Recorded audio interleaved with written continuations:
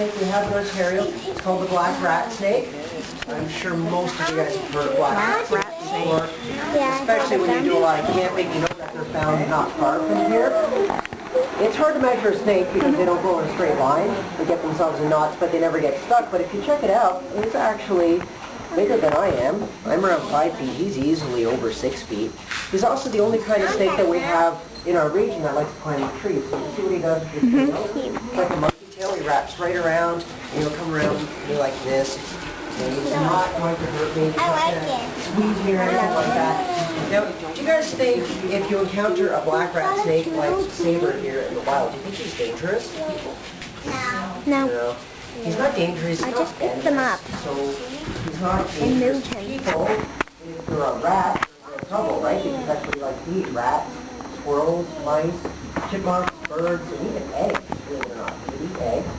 So he's not dangerous to people, but can he bite? Yeah. But you know? Probably. Yeah. He can bite. Do you think he has teeth? Yeah. All snakes have teeth.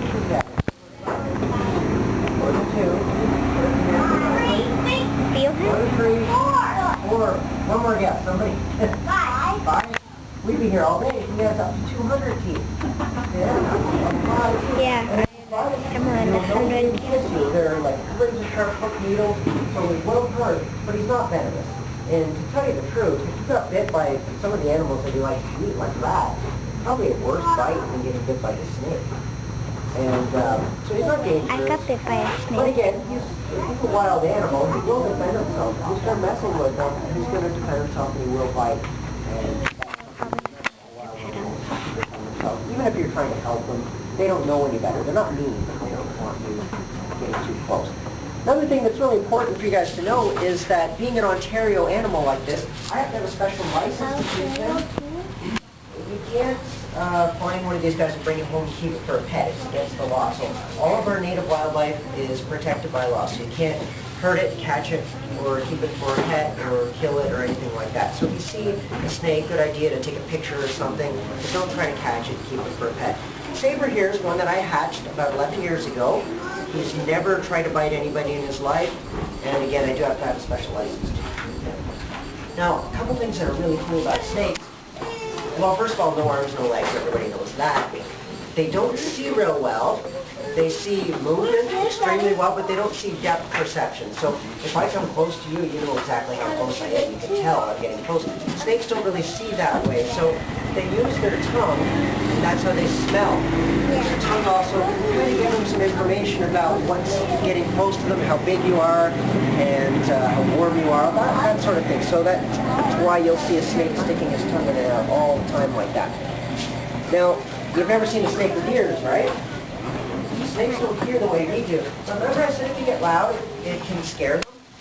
If you guys have ever heard, well, even, something like that thing just go by, or a big old crop, you can hear it, but you also feel it, right? Because loud noises create vibrations. Now, how will the Saber, and watch, I'll back up a little bit so you guys can see what happens when I touch the Saber on his belly. See what he does? He's ticklish. That's because he's real sensitive. So if you're walking along in the field and you see a snake, the first thing the snake's going to do is freeze and hope that it camouflages and blends in with its surroundings and you don't see it. But if you see it coming, the snake goes off. It didn't hear you coming, but it felt you coming. Because for a snake, we're something big and we might be a predator, we might be an enemy. So they have to feel it. But we don't catch goggles. Like we have none of those now. Right, all snakes do have scales, and all snakes shed, and when they shed their skin, it's like unrolling a sock inside out. It's just like that, all one piece. And in fact, you'll notice snakes don't have any eyelids, and when they shed their skin, they have a clear scale that goes over top of their eye, and it's an eye cap. And that's why they don't have to blink, and it doesn't matter if they get dirt or sand in their eyes, because they have a clear eyelid, basically. So when the shed comes off, if you find a shedding from a snake, you can look at it and you'll see the pattern and you'll also see the eyes, the eye cap. It's kind of cool. Okay, so what kind of snake is Saber again? Black rat. Great. So I'm going to test you guys right off the bat, see if anybody's a reptile expert. And see if anyone can tell me what here, what's this? Albino rat snake. Horse snake. Right? Horse snake. It's a type of snake of the relative of the tree bone. No, good try though. Yep. Albino. Nope. Albino. This is a black rat snake. Albino. Yeah, that's right. You should answer. You know. Luke, you could answer. Answer, Luke. But the albino black rat snake. So Yeah. this one here, her name is Christina. You knew Because it. she was crusty as a baby. Another one that I had. She is actually Saber's sister. And the color has nothing to do with this one being a boy and this one being a girl. You can't tell a boy from a girl thing by their color. It's not like that. You know, some birds you can tell, but you can't say. This one here is an albino. And what that means is that she's missing all the dark pigment in her skin. And it's kind of like, you know, we look around at our friends and we all have different colored hair and different colored eyes. Yeah, that's It's kind of the same thing. Right, so this one here, in fact, have a look if I come close. You might be able to see if Saber's being silly back here. I don't know where he is. Have a look at their faces, and you'll notice that Saber has black eyes and a black tongue, and Christina has red eyes and a red tongue. Now, it's pretty neat. Now, Christina is perfectly healthy, and she will live just as long as Saber, and she has no danger in captivity, so she's perfectly healthy. But in the wild, she would have a really hard time surviving. Anybody know why the albino snake would have a hard time surviving They in the can't wild? camouflage. They can't camouflage. They can't blend in with its surroundings and hide from its enemies. There are no vegetarian snakes. They always eat meat of some sort. They eat other animals. But a lot of other animals love to make a meal out of a snake. So a little baby albino snake couldn't blend in, couldn't hide, and would probably get eaten right away. But in captivity, she's perfectly healthy. Okay, so I'm going to put these guys away. When I do that, I think it's really important that I tell you. I always have to tell people that. I wonder what it looks like. Scorpion. Oh, scorpion. Okay, I'm out here. Again from Africa. Before I start to move around a little bit, I'm going to stay here by the table. And the reason for that is because Fuzzy gets excited when I first bring him out and he likes to run. And if he falls off my hand, he falls right here, it won't hurt him. If he falls all the way out to the hard ground, he might break him. So I'd rather stay here just for a few minutes. Now, Emperor Scorpion like this, is this a dangerous creature? Yes. Yeah, kind of is. It's not deadly. There are over 1,500 different kinds of scorpions in the world. Only about 25 of those are considered deadly to people. Only, well, obviously this one is not deadly. I wouldn't pick him up like this. He still has a stinger. You cannot take the stinger or the venom out of the scorpion. So look at his tail right on the back there. You can see that big old stinger right there. And if he stings, it feels like a bee sting, but it can be a lot worse. You can get a dry sting and get really no effect at all. It's a species that's reluctant to sting. What that means is that emperor scorpions usually don't go out of their way to sting people. But I can tell you from experience, I was stung by one just like this about 6 years ago. I still have a bump on my finger, and it took about 2.5 months to heal.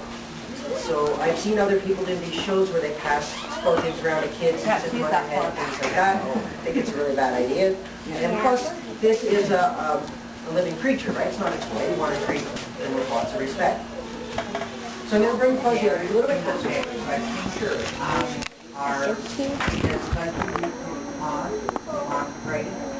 He does. The claws here, you'll notice with him, his claws are bigger than some scorpions. Occasionally you'll read or you'll see something on the Discovery Channel or something about how scorpions with smaller claws, smaller pinchers, are more venomous than the ones with the bigger ones. It's usually pretty accurate, but it depends on what part of the world you're looking at. It's not always good. I wouldn't just see one go, that's not the reason you try to pick it up. I'm going to bring him a little bit closer. Oh, by the way, you'll see how he pinches me. I don't know if you notice that. Yeah. He's not being mean. He's going, I wonder what that is. He's pinching. As I do bring him around, you guys can look at him. Please do not stick your hand out and try to touch him. You guys have a stinger. You don't want to get any closer than that. Right now. It's called a scorpion. Daddy's got a picture of him holding. And I know why she got me attention. Okay, so as I bring him around, he has 8 legs. What's related? What's he related to? What's his 8 legs? Spider. Spider, right? An arachnid or a spider. So he's part of the spider family. Bugs, mostly crickets and stuff. In the wild, they'll eat anything they can overpower, which would include smaller scorpions, even small mammals, and small lizards. So they're pretty tough. They're pretty powerful creatures. And what they'll do is they'll use their claws to subdue something, those big old claws, and then they'll use their stinger to help kind of demobilize it with the venom.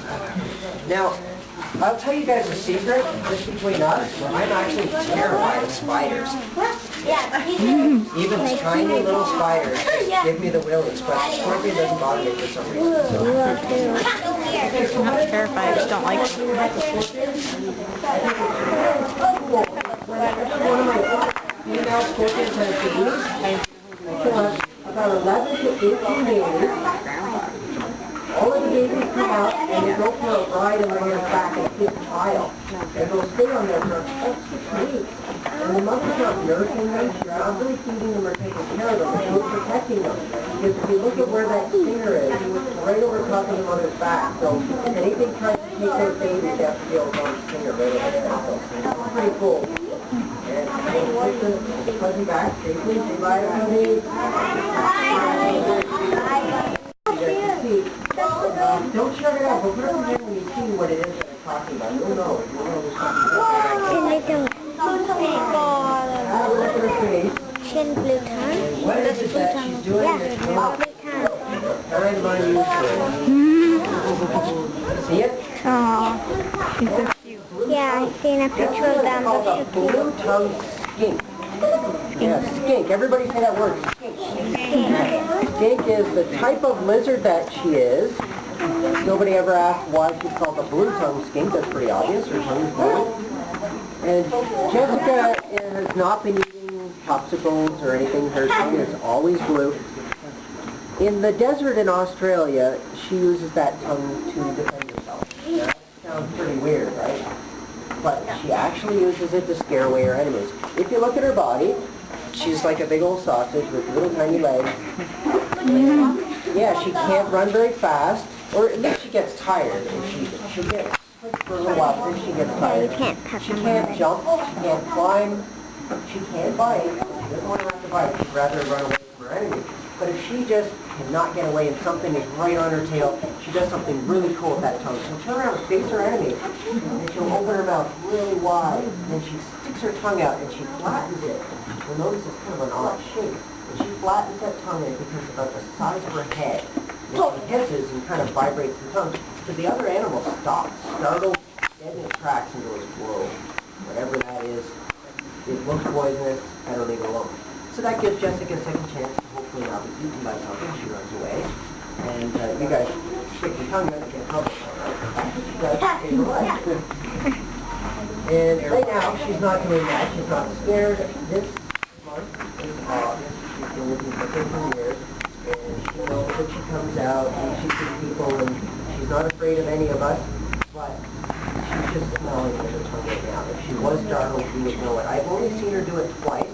And that's because I went to collect her and I startled her, so she stuck her tongue out and startled me right back. And it really was quite effective. And then she goes, oh, it's just you.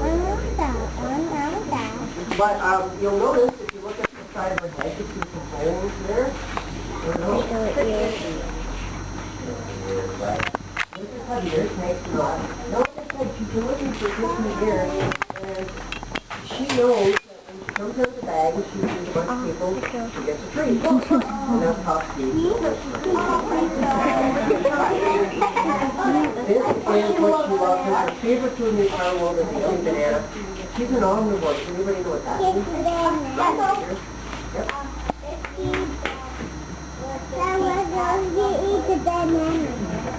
Fruit, bananas, and meat, right, pretty much anything. Life is rough in the desert, eating everything fine. Now, I've heard that this type of lizard in Australia and Indonesia has become a little bit of a pest of itself around campgrounds, picnic areas. makes sense. They lose if they're people, they're scavengers, so they think, can you imagine, we have raccoons getting into our stuff, can you imagine having a lizard hanging around? I think it'd be kind of cool, not everybody would like it. I would love it. She's waiting. I can tell she's getting impatient. She's like, all right, well, maybe the banana. She can smell it. Lizard eating a banana. She'll eat a dish of canned cat food in the street once in a while. And just she's a treat, not very often. But she also eats mice, she eats scorpions, and smaller lizards, snakes, and she can overpower and eat. We have to be nice and high for the content. This one's name is Bingo. Now, who remembers what the first snake that I brought up was? Remember what it's called? Black rat. Black rat snake, right. Okay, so this one is like a grumpy Texas possum. This one is an albino Texas rat. And this one, this one is this thing here. This one has a whole lot of attitude. And that is just the nature of the snake. So it's an albino. Actually quite pretty in color, but really, really, really funky. Okay, Alright, so what you'll notice is that, first of all, he does rank at the bag. Now what I'm doing is keeping him occupied so he bites the bag and not my hand. If you've ever seen snake charmers on TV, you ever see that how they have the flute, the cobra comes up, and they're supposedly trying to snake with the flute is well. Remember, snakes don't have any ears. You don't care about that, but they sure care about the guy with the flute who's moving back and forth. So that's the little trick of the trade. Now, what I'm going to do, if we're really, really quiet, I don't know if you'll be able to hear it here, but maybe we're a little quiet. You don't have to see it, you don't have to hear it. So, if I can get it to do this. If you're doing it, that's not very loud. Maybe you can see it. You guys see what he's doing?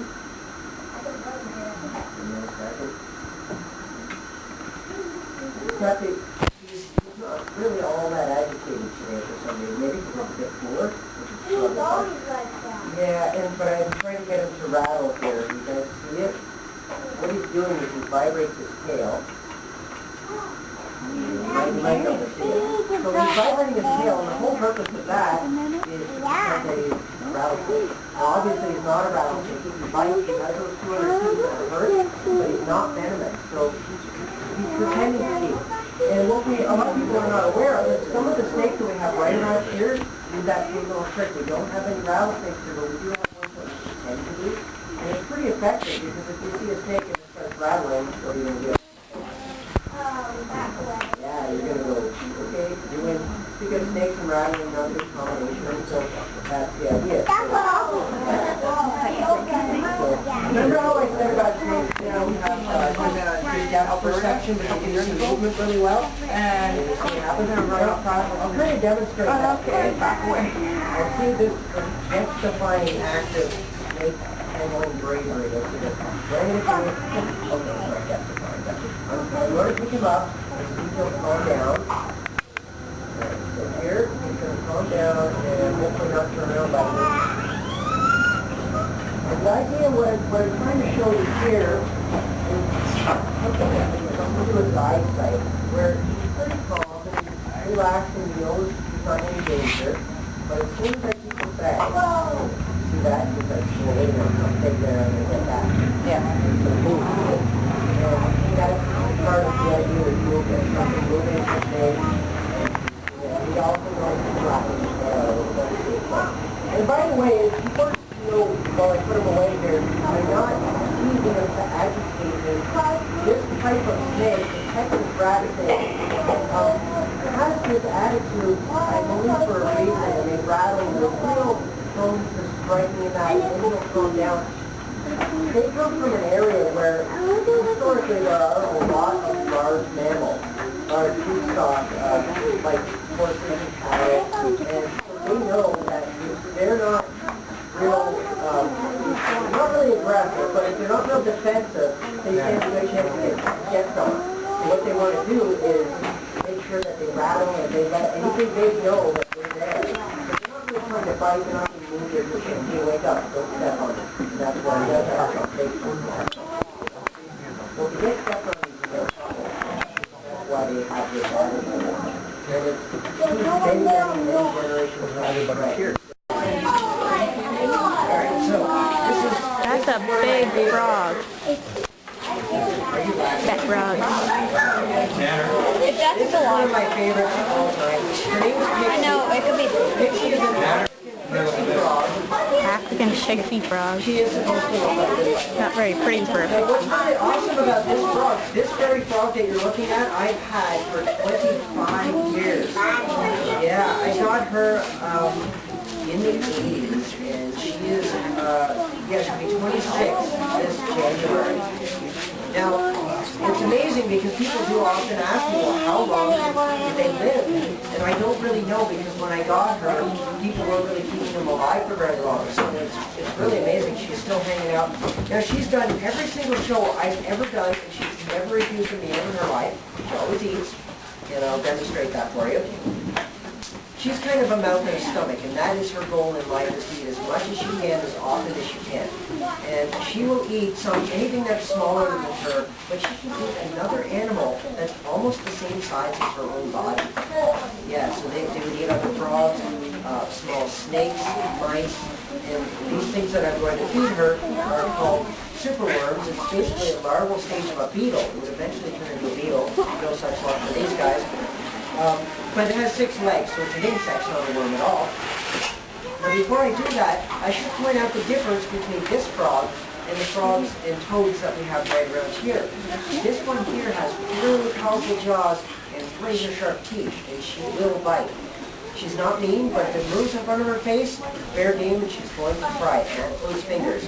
And she doesn't let go. And so if you get bit, it really hurts, and I'd be driving home with a frog attached to my finger.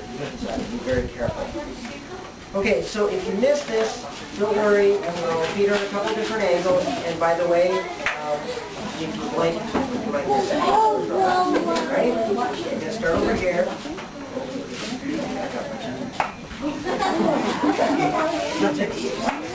So, like I said, mouth and a stomach, there's no real thought process in between doing anything that you're trying to. And that's why fingers can be careful.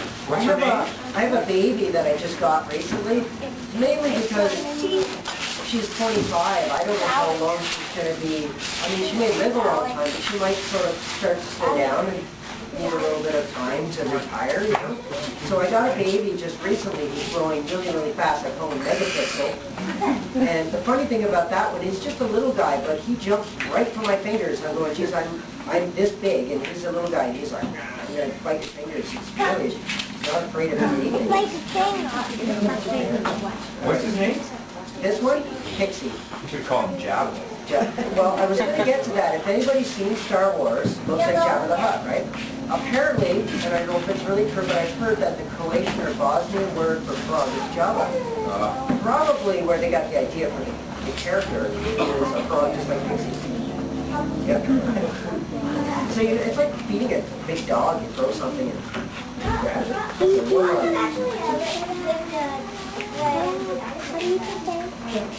Yeah.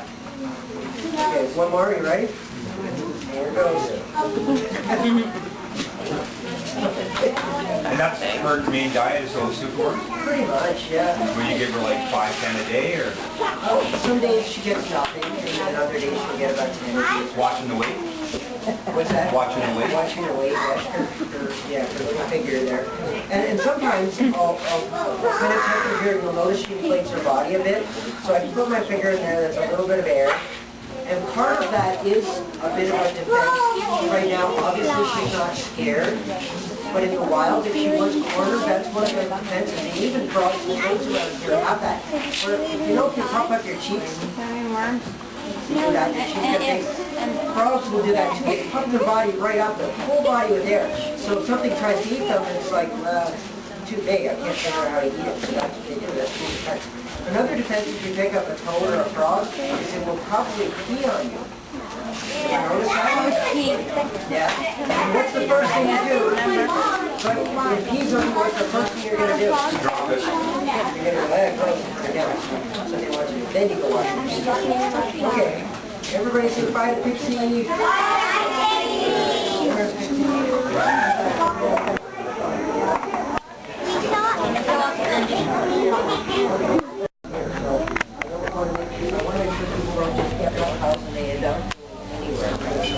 This one here, native John, and he's kind of bright. He looks a little bit like the grumpy one, Bingo, but this one is obviously a gentleman. He's not interested by it.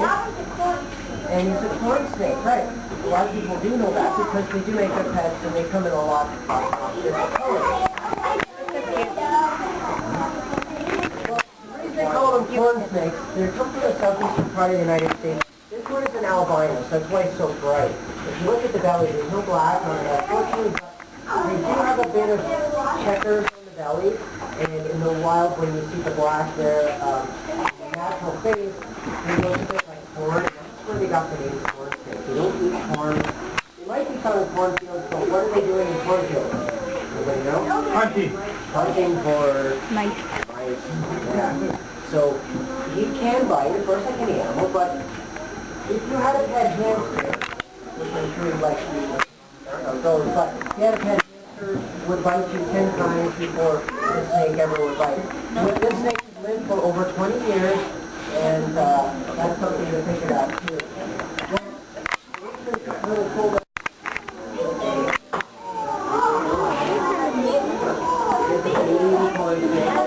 this one's only a couple weeks old. And if you look at the belly of the baby, you can see the checkers on the top. This one's not an albino. And did you guys notice it's flicking its tongue in and out too, just like John here?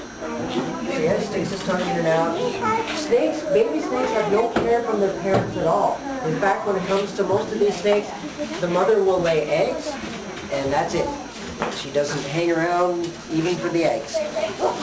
Once the babies are hatched or born, yeah, they're complete, just like turtles, right? And so when they're hatched or born, they're completely on their own and they know what to do their whole life.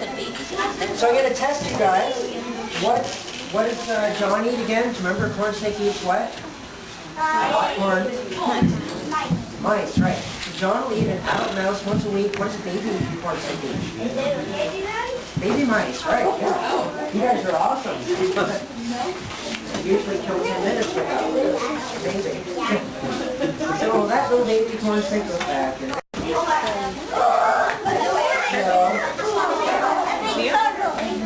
Her name is Turbo. Turbo is a red-footed tortoise. And a tortoise is a land turtle. So it's a turtle, but she lives on land. She comes from Central America, so really, really hot, like hotter than there. She does not go in the water. If you look at her feet, they're like elephant's feet. You notice that?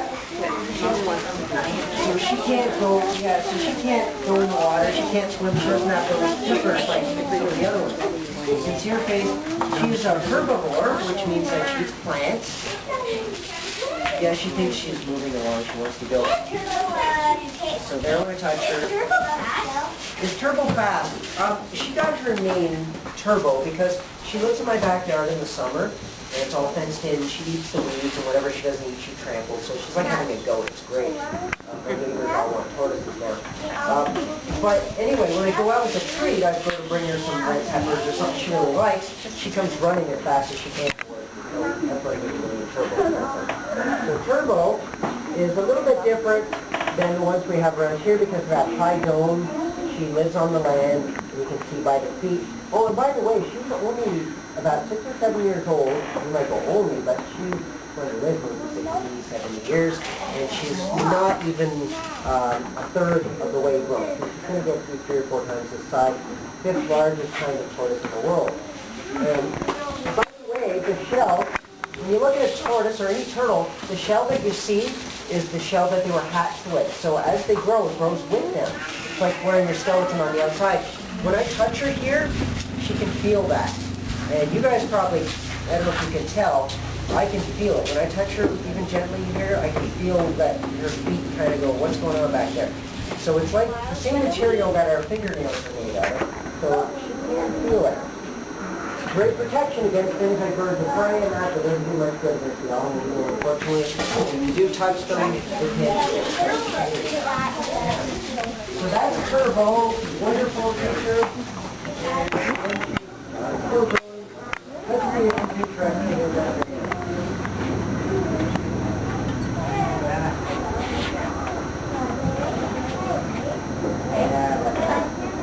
Alright, so while we go through everything, Turtle eating a banana.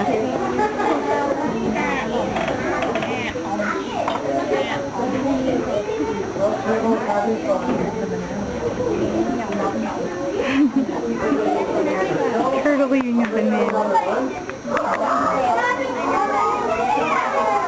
I want to keep an eye. She's pretty good about not walking off the edge, but she's got to start slowing. I always hear tell me that I don't want to fall off. This one here is a snapping turtle. His name is Snapple. The Snapple is only 2 years old, so he's still a baby. This is our largest Canadian reptile. He'll get to be over 40 pounds when he's full grown. Now, when I say largest Canadian reptile, there is an exception, and that's a sea turtle that you find out in the ocean. We're not going to encounter that here. One of the things Snapple here likes to do is pee when I bring him out. Yeah, he just enjoys peeing, just like SeaWorld, everybody gets wet. But I'm going to make sure I bring him back to the table there before he does start to go. The other day it was actually really funny. I was doing a show, it was in a... she's not going anywhere, she's having fun.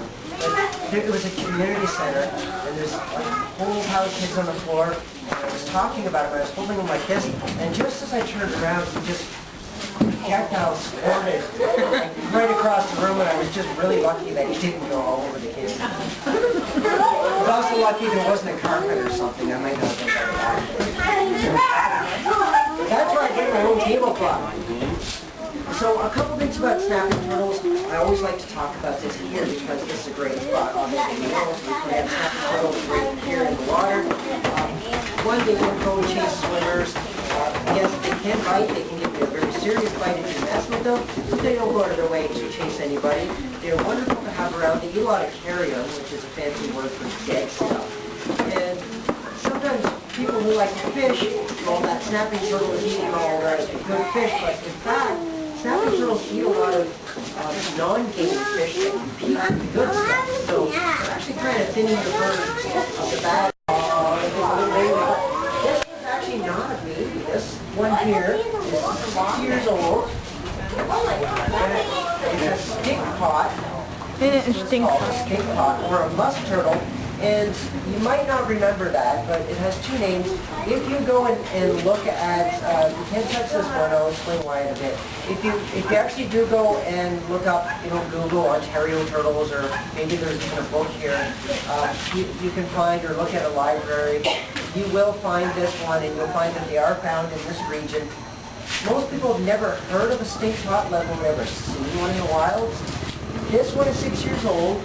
It will get to be about the size of the palm of my hand. It might take 15 to 20 years to get that big. And they don't spend much time out of the water, so they live in the water, and of course the color is pretty drab. And so you probably never see them, and that's why they're hard to find. Some people do catch them in fishing nets and that sort of thing. But, and what I think is really neat, they have a big old skull on them, really big head, great for crushing up the nails and the crayfish, things like that they do. So really amazing little creatures. Oh, by the way, the reason that they have the name stink pot is because they do smell when you encounter them in the wild and mess with them. They put out a pretty foul smell for the size of the turtle.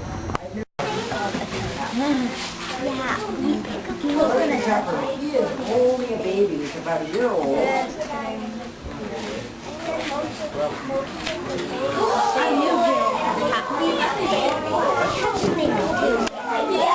And he's a baby. Aww. Burmese python. He's a baby really. It's the third largest kind of snake in the world, so obviously as a baby you can tell he's a good size already. When he was first hatched a year ago, he was really about 1.5 feet long. You can see how much he's grown. This is, when they get to be bigger, of course a male will not get as big as a female in this type of snake. He'll get to be about 80 pounds or so as a full-grown snake. A big female can be closer to 180 pounds, maybe even 200 and up to 20 feet. So we're talking about a big old snake. They can be dangerous to people, but they're not typically dangerous.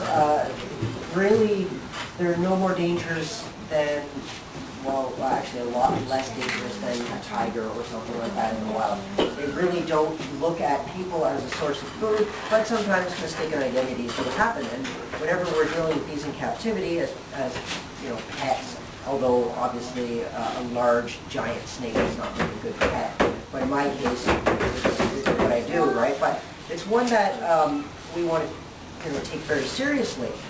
Another thing about this snake is that a lot of people think that because it's a constrictor, that it squeezes people.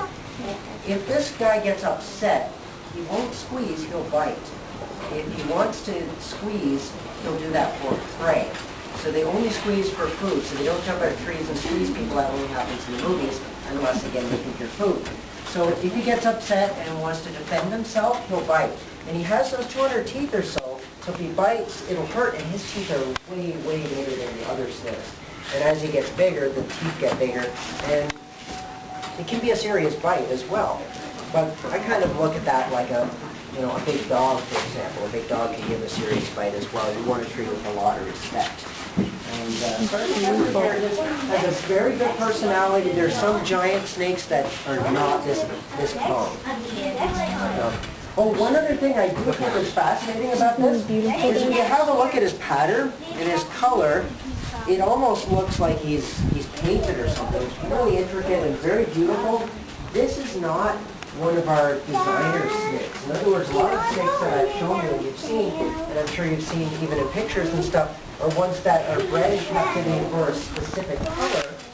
This is what you would find in where he's from. He's a Burmese python, comes from India and Burma, and this is nature at its best. So it's pretty beautiful, just like that. So I'm going to come around. If you guys want to touch them, you can turn back. You don't have to touch them. Before I get back, everybody has to touch them. Very, very important. I know. Before I let anybody touch the snake, you have to know the rules about touching the snake. Not around the tail, and definitely not around the face. Just fingers very gently on the back. No, I know that. No tail. He'll be very gentle with you as long as you're really gentle. Do you guys want to start? Sure. All right. Usually the grown-ups are in the back for a reason, so I have to be careful. I don't want to touch them. Yeah, it is. Here. So smooth. It's so soft. It's so soft. So beautiful. Hard to touch. Yeah. Very strong. Well, it kind of looks like plastic or something, right? How you going, buddy? Yeah, no, it's very cool. I like the shape of their head. Yeah, it's awesome. Yeah, big one. That's right. No, you're cutting down. Let's try over here.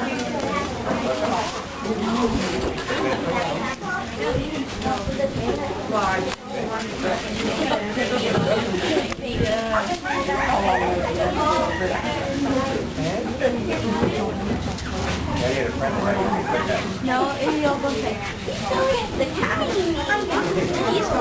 He's dry. Yeah, he is warm. And right now he's a little over 20 pounds, so imagine